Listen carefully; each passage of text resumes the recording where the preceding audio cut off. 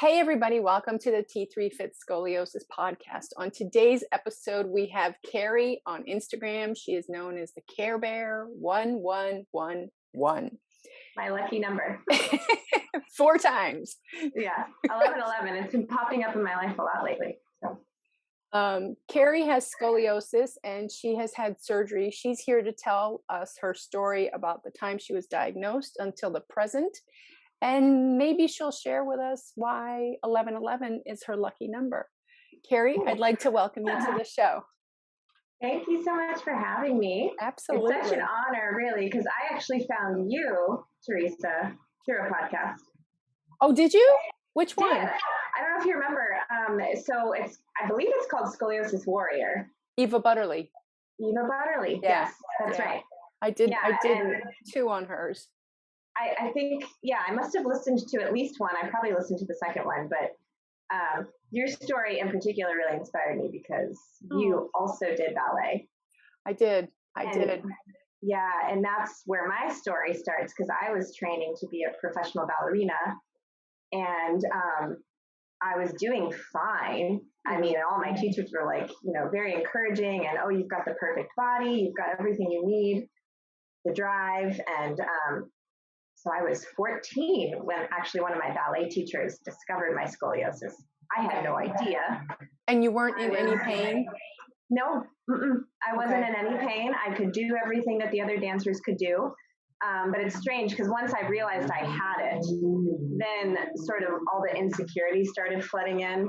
Yeah. And then I began to feel more limited, unfortunately, and it started to progress more and more. So flashback to this dance class. I was 14 and we were doing center splits. Mm-hmm.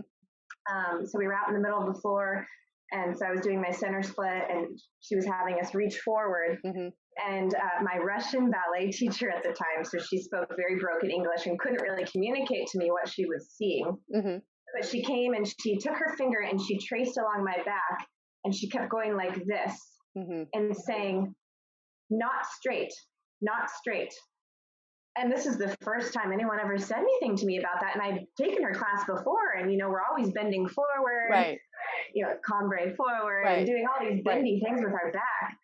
And so I was not really understanding what she was trying to say, but she was clearly trying to tell me something's not right with your back. So I went home that night and I told my mom, I said, I think my ballet teacher is trying to tell me that there's something wrong with my back. So she and I went into my bedroom and I had a mirror and we're both like looking at my back and we're kind of touching it. And I'm like, well, yeah, there seems to be more muscle on the left-hand side. Okay. And, ballet is not exactly, you have a stronger side and a weaker side, as I'm sure you know. Yeah. And so my mom and I were like, it's probably just you've been working one side harder than the other. Mm-hmm. But we'll go to the doctor. So we went to the back doctor, had x-rays done, and sure enough, I had, 20-degree curvature in my lumbar. Okay. So looking at the x-ray, my gentle C-curve, but nonetheless, it was very shocking because I felt fine, but to see this x-ray slapped up on the board, I'm like, what the heck?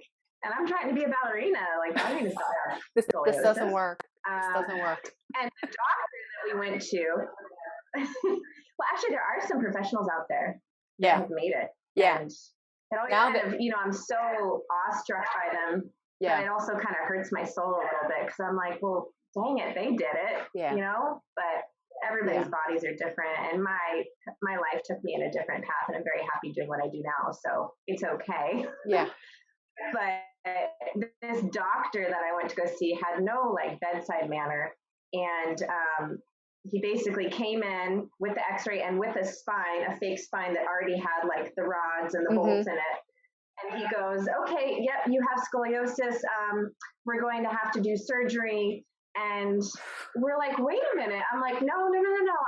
And my mom and I started crying, and we're like, no, she's a ballerina. She wants to be a ballerina. And he didn't. And so we're crying, and he's just kind of staring at us like, what's your issue? Very sterile. Yeah, so we went to another doctor. It's always a Okay. good idea to get a second opinion. So we Mhm. got a second opinion. Mhm. And this time my mom came with a photo. And it was a photo of me sort of lunging forward and doing one of these. And my Okay. back was all bent, Mhm. Right. contorted. So you could see that I'm still very capable. Yeah. And my mom comes in and she goes, "This is my daughter. She's going to be a professional ballerina. She has scoliosis. What can you do for us?" And this guy was sort of the opinion, okay, well, we'll wait and see. Clearly, you're still very able bodied. You're young. Actually, ballet is the best thing you can do Okay. because it's going to keep you flexible and mobile, and Mhm. it promotes proper posture and Yeah. alignment. So keep doing what you're doing, and we'll just watch and see. Come in every year. We'll, Mhm. we'll keep taking X-rays. So I did that till I was 19, Okay. and that's actually when I quit ballet. Was 19, Why did you quit? 19, 20.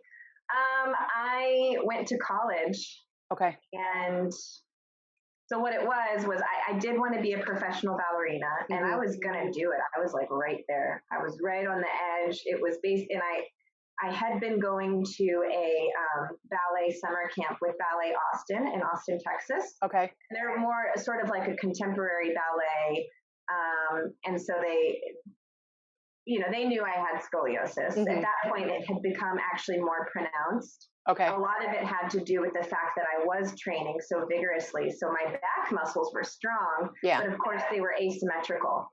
So all the muscles on the right side of my back were essentially atrophied, and the left side of my back was super strong. Okay. And so, I knew how to fake it and sort of give Yeah. myself the appearance of Yeah. being straight, but you Yeah. could still see it if I, combrade forward, which is basically where you hinge at the hips and you go all the way forward, Right. you could see it. So it Did, was really unattractive looking, if you will. okay. Were you in any pain from all I during this was. time? Okay. I was in pain, but it all felt muscular. And it was Okay. the fact that the muscles were so um, overcompensating on the Mhm. left side to Okay. support my crooked spine, and the muscles on the right side weren't doing anything. Okay. So the left side of my back, all up and down, was super sore all the time. Okay. I went to a rolfer at this Mhm. time in my life while I was still dancing, Okay. and he did deep tissue massage where he would massage into like the fascia of my Mhm. muscle, Mhm. where the muscle connects to the bone. Right. Very painful, but he claimed to have helped other dancers with asymmetries and scoliosis. And he Okay. did help me a bit. Okay. He helped sort of balance out my hips. Okay. Um, Very painful sessions. I would cry through the whole thing just because, he would just take his elbow and Yeah. dig into all my Yeah. muscles. So I did that. I also had this big therapy bed. It was some Eastern European technology. It had these jade jade rollers that would roll up and down my back. Okay. And it was a couple that started this company. It was called the Sarah Jim bed. I don't know if you've Okay. ever heard of it. I've never But heard of it, but I'm thinking like a nail salon, the chairs where they yes, like, yeah, that's what yeah. it felt like. This one you would lay down Yeah. completely flat, and their school of it comes from a chiropractic school of thought where Okay. chiropractors don't like to do surgery to fix Yeah. spinal abnormalities or any sort of bone Yeah. abnormalities. And so it had far infrared rays Mhm. Mhm. and these jade rollers, and I would get on it twice a day, and it was like a 45-minute session. It was actually really lovely. Imagine just getting on a massage bed. I was going to say, did it help? I think it did. Yeah. Okay. At the very least, it sort of softened the muscles around the spine. Okay. And it felt, since it was rolling along my spine, a lot of this might just be placebo effect or psychological, but I felt like it was straightening me out. And it became Interesting. my ritual, this Sarah Okay. Jim bed, until it broke. And then the company who we originally purchased it from, and the woman owner had severe scoliosis and Okay. swore by the fact that this bed cured her scoliosis. So I believed in it, Yeah. and parts on it broke. We couldn't really get in contact with the company anymore. And then the bed was like wildly expensive. We found it somewhere else, and it was Mhm. a different model. It was more souped up, and Okay. we just couldn't afford it. So Okay. that sort of became a thing of the past. Mhm. I then started doing movement therapy with a movement therapist. She actually occupied a portion of the ballet studio that I was training at Okay. So this is here in the all still valley. going on while you're taking ballet using the infrared bed. Okay. Mhm. Okay. Yeah, these were sort of the therapies that I was doing on the side Okay. to help me, Okay. because it was very stressful on my body. And like I Okay. said, those muscles were so angry in my back. Yeah. I needed to Okay. do something. Okay. And so the movement therapy was really kind of cool. It was this woman that occupied the same studio space at the ballet studio I danced at. And Mhm. so once or twice a month, I would book a session with her, and we would just go into this room, and she'd put on music, and I would sit back to back with her. And Okay. she had a straight spine that was completely mobile. And she Okay. would sort of start moving, and I would like move with her. You were And mirroring her. but I would close my eyes, and we would just kind of do this beautiful back to back dance. And Okay. she would sort of arch her back, or she would hunch her back, which would cause me to arch Right. mine. Okay. And she didn't do any massage work on me. It was just movement. And how And did it she feel? focused, it felt great. She focused a lot on my core muscles. So we did a lot of core strengthening. Okay. And I would come out of there, and I remember my mom would be waiting in the car. God bless my mom. She was with me through every step of this. And Okay. she wanted to be a ballerina when she was young. She didn't have the opportunity. And so in a lot She of was ways, she was sort of, determined. Yeah. yes, and living vicariously Yeah. through me in the Yeah. most supportive way. And I Yeah. loved it. I loved it. So, it's not like she was making me do it. I loved every bit of it. Right. And she would go up, this instructor, Laura Peralta, may she rest in peace. She's no longer with us. She would go up to my mom's car and have me turn around, and she'd be like, feel your daughter's back, feel your daughter's back. And I swear to you, my back muscles, they were even for like flat. Like all these muscles were, yeah, from this movement therapy. So then I really believed in that. Yeah. Do you remember what the curves were at that time? At that time, oh gosh, no, probably not. But I think I was like 28, 30 degrees. Okay. So I started sort of around 20 at this point, Okay. 14. At this point, I was probably 16, 17 Okay. years old. Okay. So 3 to 4 years later. And then how long did you continue with the movement therapy? Until I graduated high school. Okay. So when I graduated high school, I was finishing off a 6-week ballet camp out at Ballet Austin. And I indicated I was interested in joining their company. Mm-hmm. So this was kind of, this could have been my jumping off point. And so for the 6 weeks, they were sort of observing me and watching me and sort of coaching me. Mm-hmm. And they offered me a spot with their trainee program. So it's almost like ballet college, if you will. Okay. They weren't giving out scholarships to girls that year. They were giving out scholarships to boys because they didn't have enough boys, which is pretty common in the ballet world. There's not enough boys, so they're always giving out scholarships to talented boys. And it was a lot of money.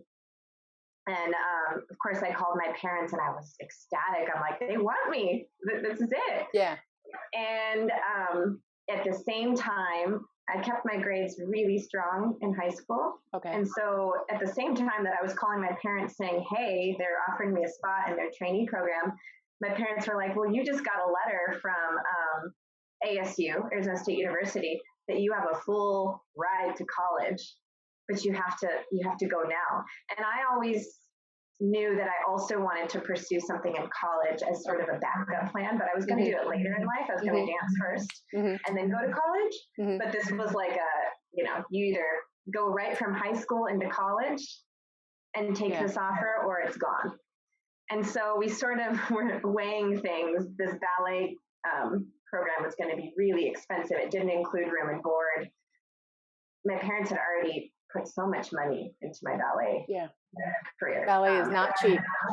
No, and it was about to get even more expensive, and and also looking at, you want to go to college, well, here it's paid for. So I made the very difficult decision. We made the very difficult decision as a family to turn down Valley Austin's offer. Okay. And I was going to try to pursue college and ballet at the same time and see, start auditioning for companies and see if something, took off there. And then maybe I would cool it on the college, do the dance thing for a while. Okay. So I tried to do both, but I really started to enjoy what I was doing in college. So I did go to college. I started taking ballet classes with Ballet Arizona. Okay. Just to start being in that professional realm.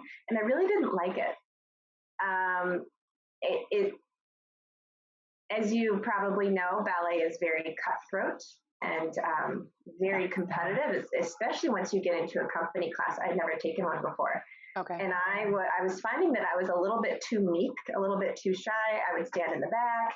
I would get so nervous getting ready to go to a class. Yeah. And that I would become physically ill before each class. Okay. And the dancers weren't very welcoming.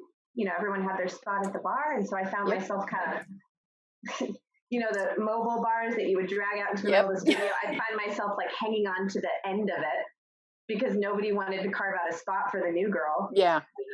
And I'm like, you know what? And I was really loving what I was doing in college. I've always been creative.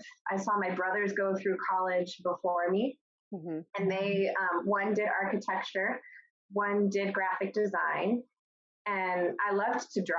Also, I took AP art classes in high school, so I was really skilled in that as well. So I sort of wanted to follow in my brother's footsteps. I mean, I had no idea what I wanted to do in college. I'm like, well, something creative, but something that is creative and tangible that you can actually make money off of. So I went into interior design. Okay.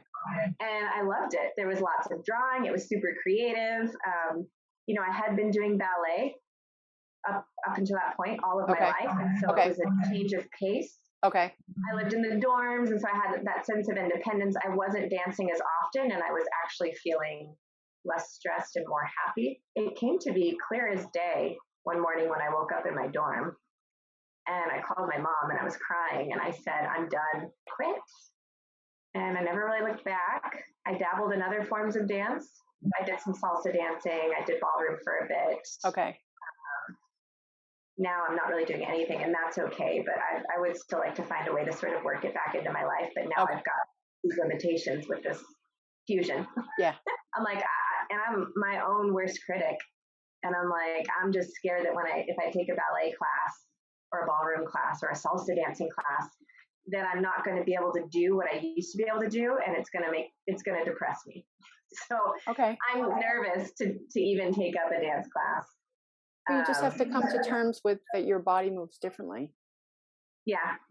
And that's it's not always easy, and it's a process, and you'll know when it's right on how to move. Yeah. That suits you. Yeah. So I just got to get there. I've been going to the gym and I'm working out, and really I feel like there's nothing in that realm that I'm not really capable of. I was just going to interject. That's why I swing a mace. Yeah. Because I can dance. Mm-hmm. I love that. Just I actually would love to try that. I haven't yet. We'll talk about it, but let's get into the surgery. Right. So you were, so you stopped with, dancing. You stopped dancing, and then what happened? Where did it take its turn? No pun intended. So I think actually that is what sort of quickened my journey towards surgery. Is then, as a college student, I was sitting a lot, and there was a lot of drawing and computer work, and so I was hunkered over these drawings and sitting all day long. Yeah. And that really started to aggravate my back. Okay. And then I felt like I could almost feel it getting worse. Feel it, and I could see it getting worse. I could see myself becoming more asymmetrical in the mirror. Okay. And, I went to the doctor, and they were tracking it. I guess from age 20 to, at this point, I wasn't going every year. I was kind of just going on an as needed basis. Okay. And so basically up until surgery, I went from like 30 degrees to almost 60 degrees. Okay. And that was from 14 until when? That was so from 14 until when did I get surgery? Gosh, it's almost been well, it's been 2.5 years since Okay. surgery. Okay. Because I got surgery in 2019. So I was 30 Okay. when I got surgery. So it's 30, 31. 16 years, 15, 16 years. Yeah. I progressed from about just shy of 20 degrees to I feel like I should have my degrees committed to memory, but I don't quite remember. I think it was around 58 or 60 degrees Okay. when I went in for surgery. And what my doctor told me at that point was, you are at a point where this will not get better. It will only get worse, and it's tracking to get worse at about 1 to 2 degrees every year. And he's like, so you have to get surgery. Okay. You're still young and healthy and pretty able-bodied. I would recommend you get it done now, but it's not really causing any significant impact to your health yet. So he basically put the ball in my court, and he said, it's up to you. I would do it now if I were you, because you'll bounce back from surgery quicker. We'll actually be able to get a better correction, because the worse it gets, the less we're going to be able to correct. Yeah. And he already told me, he's like, I'm not going to be able to make you perfectly straight.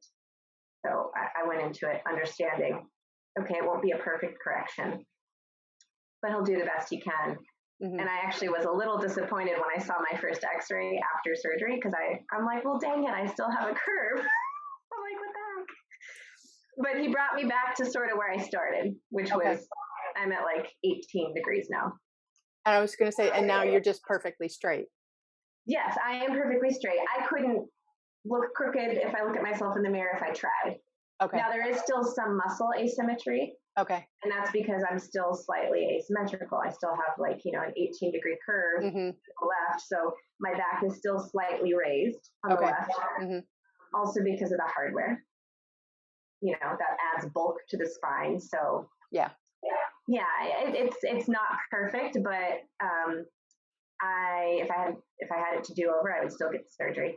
Okay. And how has life been since the surgery? Fantastic. Really good. I have almost I wouldn't say 100%. I'm not going to oversell it, because I still have back pain. Okay. The other day I went on a really long walk. I think it's because of the shoes I wore. It was a spontaneous decision. I hadn't worked out yet that day. I try to work out every day. Health has become really important to me now. And so I said, well, screw it, I'll walk home. I got home, and my legs felt like jello, but my lower back was just if I'm going to get any back pain post-surgery, it's my lower back, and I can tell it's right below where I'm fused. Okay. So they fused me thoracic to lumbar. Right. From your T9 to L3. Yeah. Yeah. So you have just a few vertebrae left. I was going to say, you have some mobility. I do. I can hinge at the waist. Yeah. I can hinge at my waist, but it's flat back all the way down. I can't create a C curve anymore. It's like an ironing board. Yeah, it's just flat. I always tell people, when people find out that I have a dance background, I said, I have the best posture of anybody you'll ever know. And they're like, you do? And I'm like, yeah, but there's some, it's not from dance. Yeah. Not from dance. I know. When I went back to work, so, I've kind of relaxed into the fusion. So now, I can you can slouch with a fused spine. So, I slouch my shoulders sometimes. But when I went in there, I was like, bing. I was like sitting at my desk, and everybody's like, your posture. They're like, can I get a surgery like that? I'm like, well, it doesn't actually work that way. Yeah. And no, you don't want to get this surgery, because as happy as I am now, it was, and I know it was painful and terrifying. I had some of the worst anxiety of my life the months leading up to the surgery, so much so I went on anxiety medicine, affecting my pre-op results. Okay. So that was another thing. When I went into my general doctor just to get checked out for surgery, I didn't think it would be an issue. Everything else was fine, but my vitals, just like my basic vitals, were through the roof. And I have a bit of white coat syndrome. I've always had it, but it got worse as I got closer to surgery. I think because Okay. I just attributed this big life event to going to the doctor. And so I would get very nervous when I would go. And I was exceptionally nervous when I went for my pre-op appointment, even though all they were doing was just checking my vitals. Yeah. And my doctor said, I'm sure you're fine. And I told her too, I'm like, I'm feeling very anxious right now. So sure you can't just sign off on the surgery? And she said, no, not with vitals like these. And so then she sends me to a cardiologist. At least, if there is something wrong, they'll find it before putting me under. And I had even worse vitals at the cardiologist, if you can imagine, because I'm nervous. And everything is blood pressure monitor, and they hook me up to this EKG, and they're like, we can't clear you for surgery either. The doctor prescribed a beta blocker, took it. I lied down in bed and I could literally feel my heart beating so slow. So I called them the next morning. I'm like, my heart was beating so slow last night. And as I was falling asleep, I would find myself sort of like waking up like I wasn't breathing. So it had subdued my cardiovascular system so much that I was just like almost having sleep apnea. That's the flip side of, you've got one side that, you're so anxious. Yeah. And now you've got this other side that's like slowing you down. I'm not even breathing. Right. Which is like also terrifying. So then he had me come in for echocardiogram, fine, to check the structure of my heart. Everything was fine.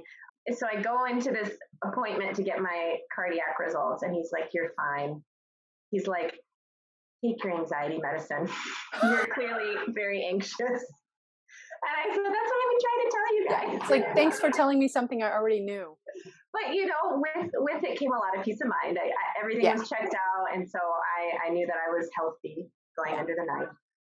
And then how long did the surgery last for?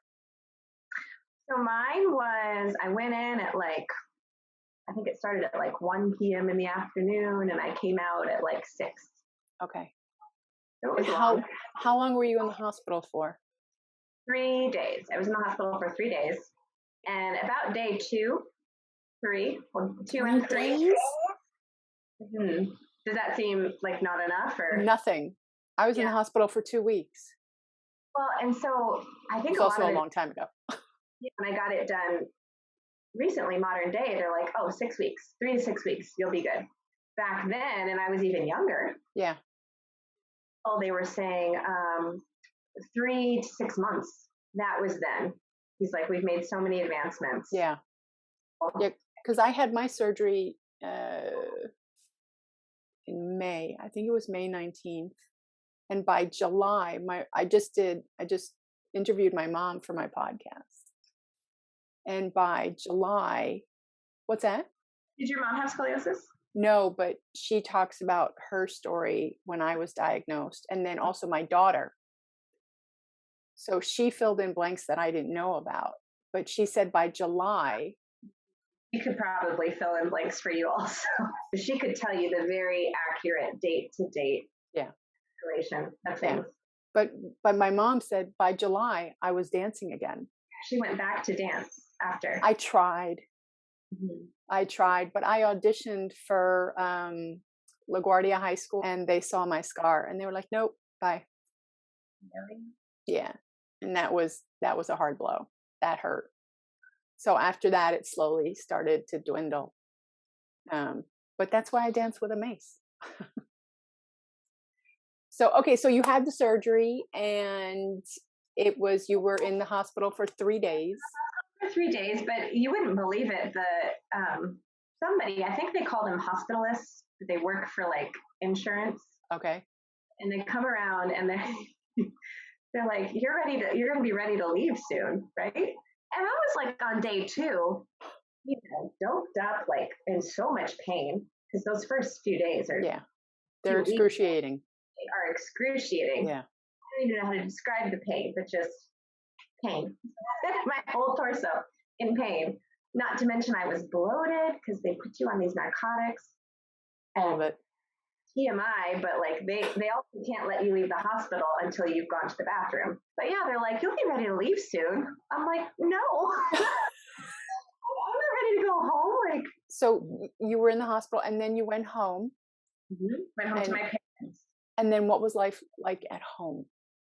Um, Very painful.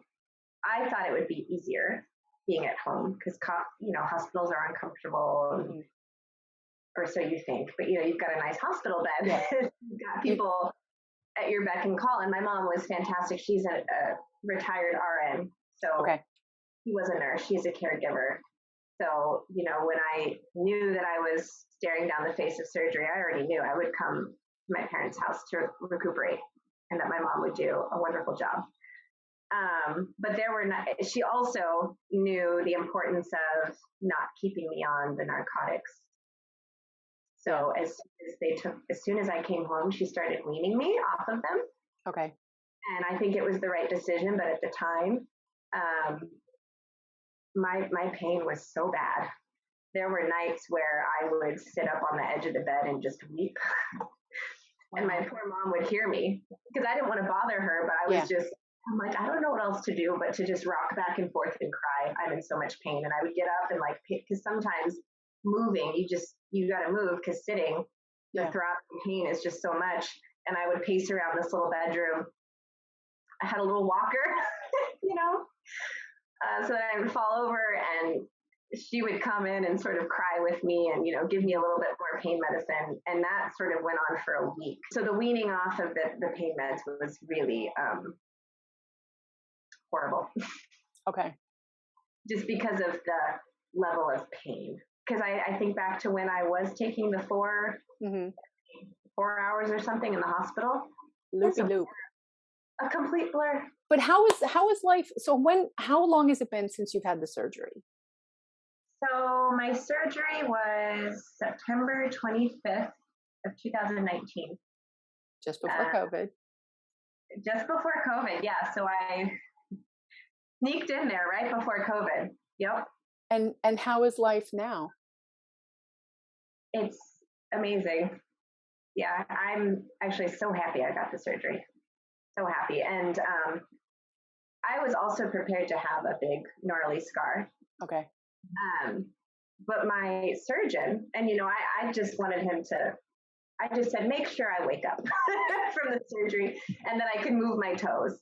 I understand that there's going to be a scar, and that's fine. I don't mind that. But he did such a cosmetic job of closing me up. When I look at my back now, like any normal person looking at my back, you would have to tell them, Yeah. this woman has had surgery, find the scar. Otherwise, it's It's become so, nice. it's such a hairline scar. So I'm really pleased from that aspect. But even just the way I feel, I'm way more confident. I had a lot of instances in the ballet world where I would bend over to pick something up, or I had a dance partner that would have to say something insensitive about my back. And Hmm. I had no qualms about it. I would be like, I have scoliosis, but I can do everything that every other dancer can do. Because I had one partner that he was spinning me, and he stopped me and he goes, whoa, there's something wrong with your back. And I said, oh, really? I hadn't noticed. Yeah, you say it feels weird when you spin. I feel like there's like a bump on your back. I said, yeah, I have scoliosis. And And then did he another did he dude know has, what that was? I had to explain it to him. I said, my Okay. spine is curved, but I Okay. can still dance. And he goes, oh, okay, that makes sense. But then I had another guy, I was bending over to pick up a dance bag or something, and he happened to catch my back. I was in a leotard. And he goes, whoa, whoa, whoa, whoa, bend over again.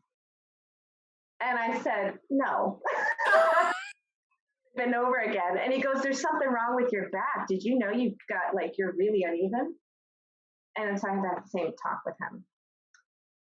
I knew. Well, I love that you're so confident about even during the time where before the surgery, with these male dancers who are like, "What's wrong?" And you're like, "Listen, I got." I mean, I wish we could all have that Yeah. confidence with it. If you could tell that young ballerina Carrie something, if you could tell her what life is like going to be, what life is going to be like in down the road, what would you say? I would actually tell her the same thing my my doctor told me, and that is to keep dancing. And if it's something you really want to do, you can do it. In my case, really the only reason I actually, if I really think about it, I know I said prior that, I just really I was really enjoying what I was doing in college. Mm-hmm. What I should have shared was I was actually feeling the limitations of my own body and comparing myself to these professionals that I was dancing alongside. And unfortunately, I let my lack of confidence get in the way. So don't let your insecurities in your confidence or lack thereof hinder you from your passion. 100%. Because that it did that for me, and I hate to say I regret it, but I regret letting myself get in my own way when it comes to ballet, because that's really why I think started to lose heart for it. Okay. Because I was just way too hard on myself, and I just assumed with a back like mine, I was never going to be that prima ballerina. So another lesson is don't be so hard on yourself. Just accept. Do not be so hard on yourself. Just accept. But you'll be back to dancing. And maybe I will too. You'll be back. Just differently, but you'll be back. Love to put my point shoes back on, even just to stand in them. Mm-hmm. Which with I that, have done. But yeah, with that, you'll be back. It'll just be different. Mm-hmm. It'll be different. And I won't be a professional, but that's okay. I will be dancing for myself. You don't have to be on a stage to dance. No, and I probably have too much anxiety now. I think back to like when I would have performances, and I'm like, how in the world did I do that? I must have blacked out. I think I did black out when I was on stage. Because I actually remember it. I'm like, I don't know. I just went out there and muscle memory kicks in. And you don't remember a thing, but somehow you get through it. Yeah. You'll be back. You'll be back. It'll just be different with the limitations. Yeah. And I speak from my experience, obviously, but with the limitations that I have, and I'm straighter than you are with limitations, but I sometimes dance will be my warm up, or as you see, I dance with a mace because it gives me the freedom to explore my body in ways that don't seem obvious. And I love it. Sorry. And I love it. Mace dancing from you. Say again, sorry. I want to learn that mace dancing from you. We'll talk about it. I would like to say, Carrie, thank you for taking time to be a guest on the show. If anybody would like to reach out to Carrie, you can find her on Instagram, the Care Bear. Oh, before we finish, she's going to tell us why 1111 are her lucky numbers. Okay. So this is going to take a bit of a departure into my romantic life. Okay. But I sort of actually right around my surgery, I sort of found myself I was in a relationship that was not good. Okay. And someone from my past who really meant a lot to me, who I wish we never said goodbye, but we did, popped back up in my life. And when he did, I started to see the number 1111 everywhere, whether I look at the clock and I'm like, oh my God, it's 1111 again, or a random street sign, or it just, any way you can imagine, I was seeing this number everywhere. And then, I sort of shared it with him, and he started to see it everywhere. And so now it's kind of our little nod to each other that, we love each other. Is this, he'll send me a screenshot on his phone. If he happens to look at his phone, it's 1111. Or I had a few instances of it this morning. There was a random photo that my brother shared with the family group chat, and it was image number 1111. And so just small little things like that. And if you're a spiritual person or otherwise, it means that your life is in alignment. My spine is in alignment. I was just going to say, I was trying to put that together with that relationship that left. In my head. Yeah. but it brought you to this point, It did. and And it, everything is now in place. yeah, everything's in alignment. Yeah. So if you start seeing that number, If anybody starts seeing that number, pay attention. being open to seeing it and letting it be an acknowledgement to your soul. And that's why I changed my Instagram name to the Care Bear 1111. That makes total sense. It resonated with me so much. And also, this man that has come back into my life calls me Care Bear. And it's always been such a term of endearment. And when we reconnected, and it was the first thing he said to me, we actually ran into each other in a coffee shop. And he came up to me and he goes, "Hi, Care Bear." And so it's just all of these emotions just came flooding back. And I was going to say, I don't know you very well. I mean, I barely know you, but somehow I can see the name Care Bear resonating with you further down the road for people that are coming into your life. Because I know, for instance, you are with dogs, right? You're a dog mama. But I get the feeling from you that you're just gonna continue to care, and whether it's with your clients, in the numbers of alignment, it will all happen. yeah. It will all happen. Carrie, I'd like to thank you for being a guest on the Scoliosis podcast. Again, if anybody would like to reach out to Carrie, you can find her, the Care Bear 1111. Thanks for being a guest. Thank you for having me, and I'm happy to share my story or help anybody else through their journey because I know it's scary.